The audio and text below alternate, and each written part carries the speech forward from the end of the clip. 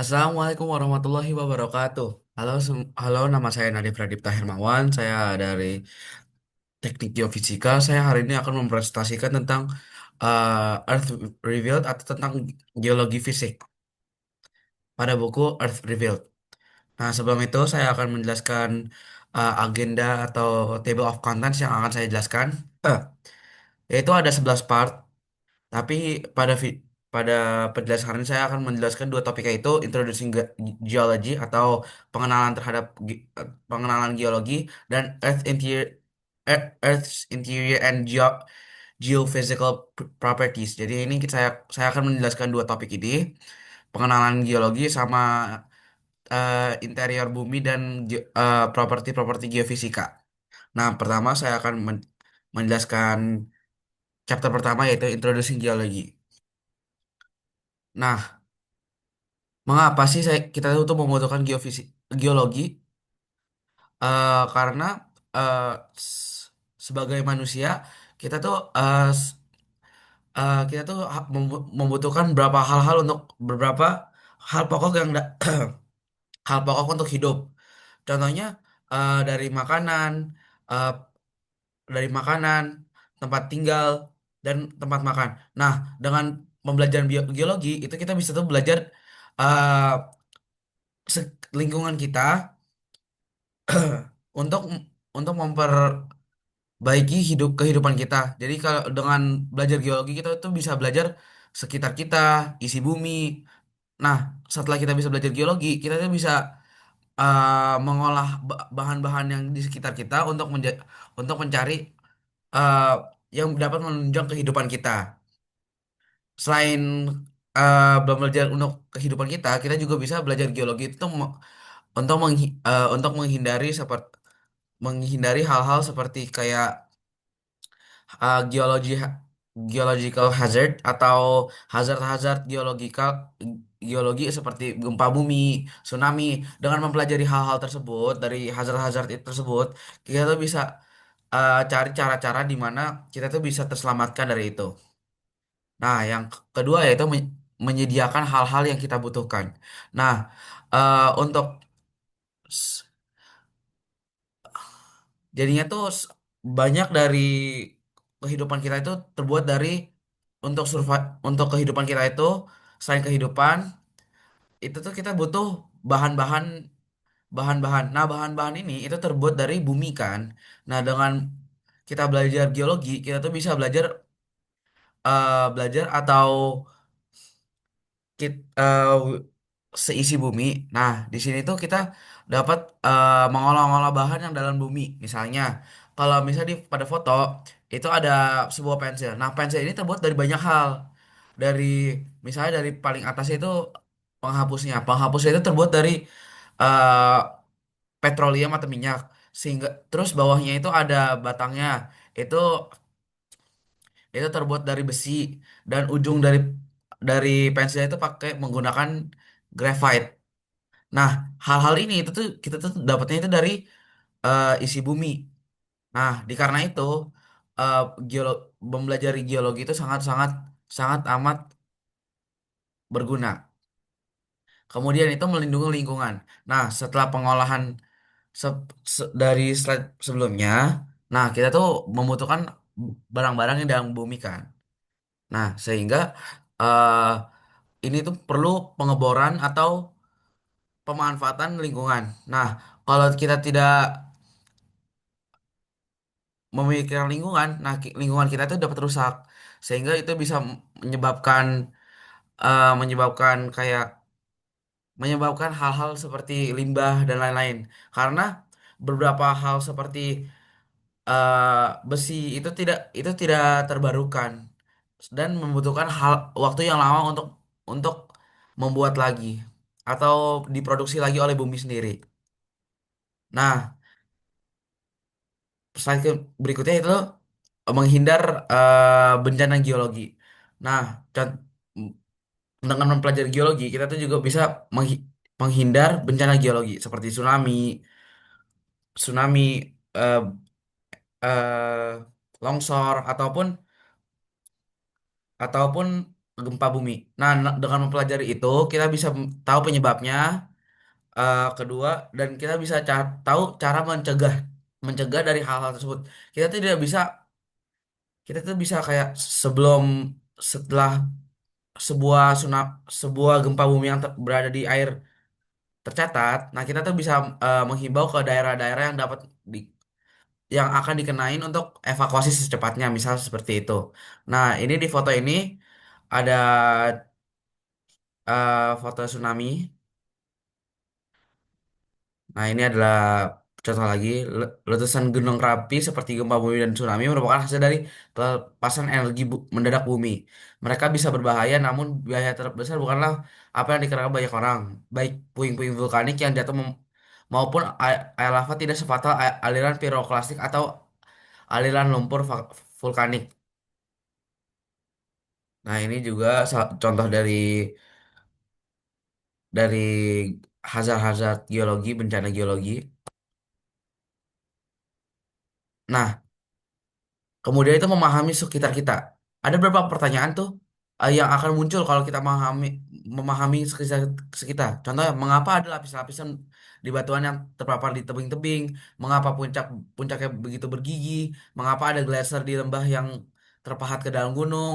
Mengapa ini merupakan bagian dari sabuk pegunungan dan membentang ke utara dan selatan selama ribuan kilometer? Mengapa ada penggunungan di sini dan bukan di bagian tengah benua? Nah, untuk memahami dengan mempelajari geologi, kita tuh bisa memahami sekitaran kita untuk memanfaatkan sepenuhnya resource-resource yang sekitar kita. Nah, untuk bertanya-tanya ini akan mendapatkan hasil seperti eh, hasil-hasil kalau kita bisa menjawabkan pertanyaan-pertanyaan kita yang ini, kita itu bisa mendapatkan sebuah resource yang kita akan bisa bisa dapat digunakan. Nah, sistem bumi, energi luar yang ke selanjutnya adalah sistem bumi. Energi luar biasa yang dilepaskan oleh gempa bumi atau gunung berapi adalah hasil kekuatan bumi dalam dalam bumi yang memindahkan sebuah batuan kokoh. Sistem bumi merupakan bagian kecil dari sistem tata surya besar, tetapi sangat penting bagi kita. Sistem bumi memiliki komponen yang disebut subsistem.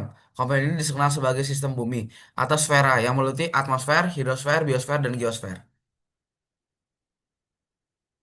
Nah, kemudian ada pandangan umum tentang geologi fisik, konsep penting, bumi dapat dibayangkan sebagai mesin raksasa yang digerakkan oleh dua mesin, internal dan eksternal.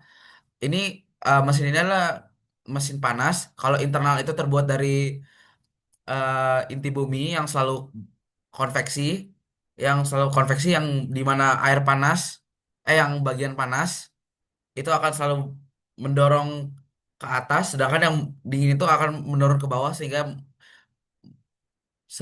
sehingga memunculkan energi mekanik, sedangkan mesin eksternal panas kita terbuat dari solar atau energi dari matahari.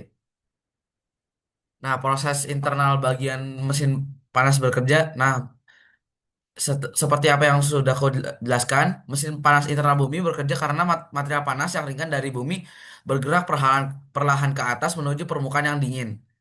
Sementara materi yang dingin dapat dan padat bergerak ke bawah. Nah, sehingga akan selalu bergerak sehingga membuat energi mekanik. Kemudian bagian dalam bumi itu seperti kulit apel atau buah, di mana itu mempunyai lapis-lapisan. Ada tiga lapisan yang penting, yaitu kerak, mantel, dan inti bumi. Nah, kerak dan mantel itu ada suatu wilayah namanya litosfer. Itu bagian paling atas mantel dan kerak di mana kedua itu bagian paling padat dan di bawah litosfer itu ada yang namanya atmosfer. Ini tuh titik di mana batuan itu mulai meleleh tapi belum lebih panas daripada batuan-batuan yang di bawahnya. Jadi itu masih mengapung di atasnya lah. Teori lempeng tektonik, tektonik lempeng menganggap litosfer terpecah jadi lempeng-lempeng yang bergerak. Lempeng-lempeng tersebut yang mirip seperti potongan cakang telur rebus yang retak. bergerak lewatnya satu sama lain di sepanjang batas lempeng yang bergeser di atmosfer di bawahnya. Jadinya tuh di di kerak ini tuh terbuat dari lempeng-lempeng ini. Jadinya, nah ini lempeng-lempeng ini tidak jadi satu lempeng, tapi sedangkan beberapa lempeng yang yang gabung jadi kayak puzzle begitu. Nah ini tuh lempengan ini itu berada di atas mantel, di mana mantel itu flowing atau tidak tidak padat penuh atau sudah lebih ke cairan. Nah, jadinya tuh bagian lempeng-lempeng ini bisa bergerak dan mengapung di atasnya. Nah, karena lempeng-lempeng tersebut eh, karena magma terus bergerak di bagian mantel, nah lempeng-lempeng ini tuh bisa bergerak kan. Ada tiga jenis pergerakan, yaitu divergen, konvergen, dan transform. Nah, yang pertama itu batas divergen. Melibatkan batas divergen itu melibatkan dua lempeng yang bergerak menjauh satu sama lain. Proses ini dimulai ketika pecahan atau retakan benua disebabkan oleh gaya ekstensional di dalam benua atau naiknya atmosfer panas dari mantel di bawahnya. Jadinya secara visual batas divergen itu bisa dijelaskan sebagai gini. Ada dua lempeng dan ini saling menjauh. Nah, sehingga mantel yang di bawahnya akan keluar. Nah, kemudian itu batas konvergen. eh ini di mana lempeng-lempeng bergerak mendekati satu sama lain, berguna untuk satu sama lain. Nah, jadinya tuh ada beberapa tipe konvergen, yaitu ocean continent convergence. Jadinya itu dengan kerak samudra, dengan kerak benua itu saling mendorong karena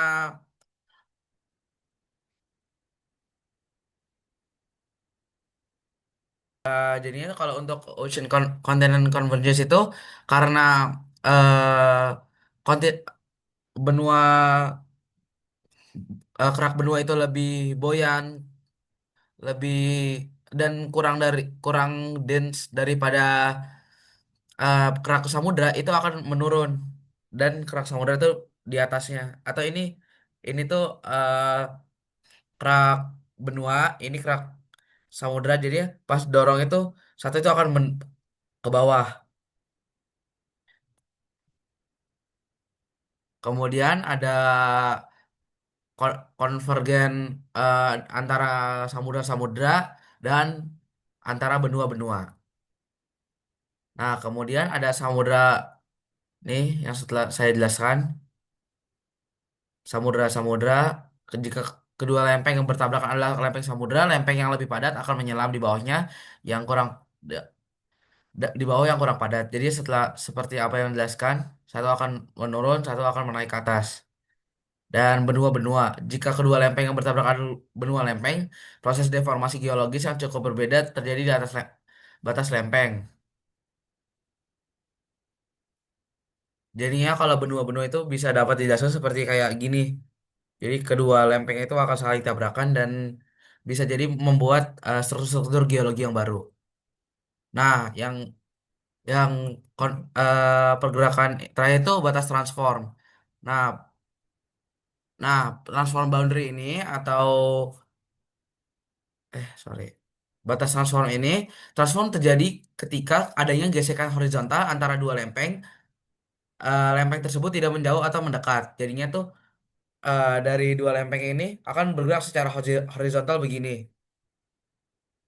Nah, gempa terjadi dari pergesekan sepanjang patahan transform. Patahan bervariasi sebesarnya tergantung pada yang pertama itu jika patahan memotong melalui eh, samudra samudra atau kerak, eh samudra atau benua ataupun panjang patahan. Pergerakan dari kedua sisi ini itu adalah hasil dari batuan yang terbuat dari pergeseran lempeng.